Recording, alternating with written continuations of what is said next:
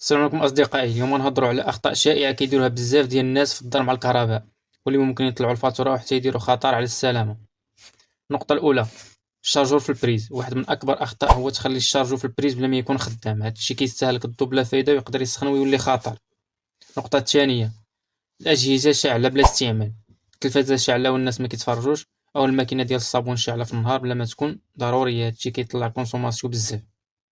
النقطة الثالثة: ملتي بريز رخيص. بزاف كيستعملوا ديك ملتي بريز رخيص باش يشعلوا بزاف الأجهزة مع بعضهم. هادشي خطر بزاف حيت يقدر يدير شرارة ويحرق الأجهزة. النقطة الرابعة: البولات القدام في الدار ولا في السطح. الناس كيخليو البولات شاعلة في الليل كامل بلا ما يحتاجوهم. هادشي راه كيضيع الضو بزاف. النقطة الخامسة: الأجهزة القديمة. استعمال الأجهزة القديمة بحال الثلاجة أو الماكينة ديال الصابون كيستهلكوا الضو بزاف مقارنة مع الأجهزة الجديدة الاقتصادية. إذن هادو هما الأخطاء الشائعة اللي بزاف د الناس كيديرو في الدار. حاولوا تفاداوهم وغادي تلاحظوا الفرق في السلامة والفاتورة ديال الضو. لا تنساو تبارطاجيو الفيديو مع صحابكم باش حتى هما يستافدوا. شكرا للجميع.